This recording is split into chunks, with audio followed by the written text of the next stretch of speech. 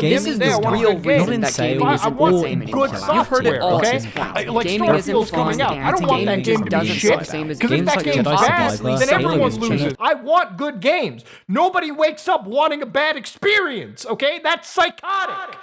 Throughout the past couple of years, I feel like I've constantly been seeing outcry and disappointment within the gaming industry, whether that be from lackluster initial releases, predatory monetization practices, or just straight up bad games. For a while, I felt there was more negative coming out of games than there was positive, which really sucked because I've spent most of my life playing and growing up with hundreds of fantastic games over the years, but it slowly began to seem like greed and laziness was becoming more and more commonplace, with a very small few standout companies and indie studios doing their best to actually continue making great games. However, in the past couple of months to a year, I feel like the gears have finally begun to turn again for games. During 2022, when Elden Ring was released, it was immediately met with critical and commercial success, leaving an astonishing impact on everyone who completed it and played it. I can't believe it. It's finally here. Dark Souls 2! But something was a bit off when it released. Many developers from multiple different studios were complaining about Elden Ring's success, which was a bit strange to me. These developers that were complaining about Elden Ring's success got clowned on, rightfully so, but it left a bit of a question in my mind. Was this really a common thought amongst most game developers? And is this the reason why most modern game releases just don't feel like they have any passion anymore? This is where I started worrying and losing hope for the future of games, and these worries kept getting enforced by big budget companies consistently releasing just awful games and try to make a quick buck or please their own investors rather than their customers. Fast forward a couple months and this continued to be true as no games were released that really blew away the mainstream quite like Elden Ring did. And instead of getting good games, we got games like Redfall, which I'm sure, as you all know, was a complete and utter disaster. Hi, what's up? Hi, what's up? At this point, the only modern game I was actually playing was the early access version of Baldur's Gate 3, because I knew I could actually trust Larian Studios with my money.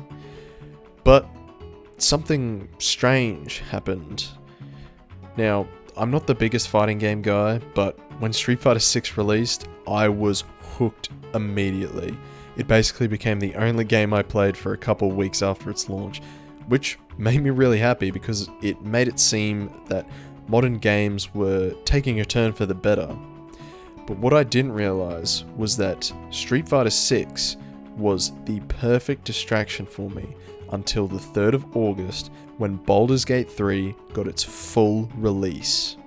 Now, I already played Baldur's Gate 3's early access, so I already knew it was a really good game. Hell, I loved it. I put in at least 50 to 60 hours into the early access version alone. But nothing could have prepared me for the event that was its full release. I haven't yet finished Baldur's Gate 3, but oh my god, is it good. And funnily enough, when Baldur's Gate 3 released, it received backlash from different devs similar to Elden Ring, with them saying things like, "This level of quality is unrealistic for us to make, and you can't raise the bar to that level of quality, it's unfair." With this being the second instance of devs crying on Twitter due to a game actually being good, I feel like it started showing people the weasels of the gaming industry.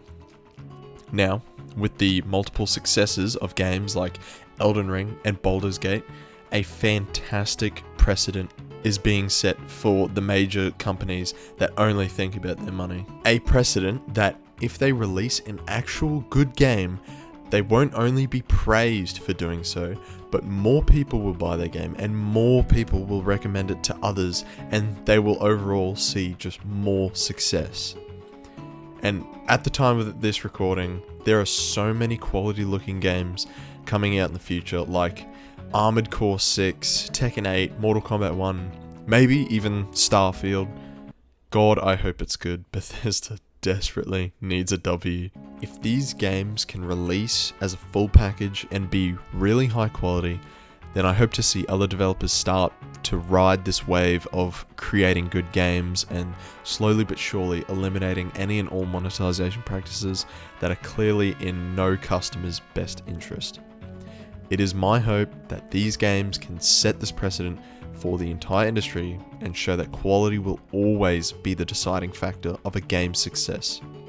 Thank you all so much for watching, and if you managed to stay to the end of this video, please consider subscribing. Peace.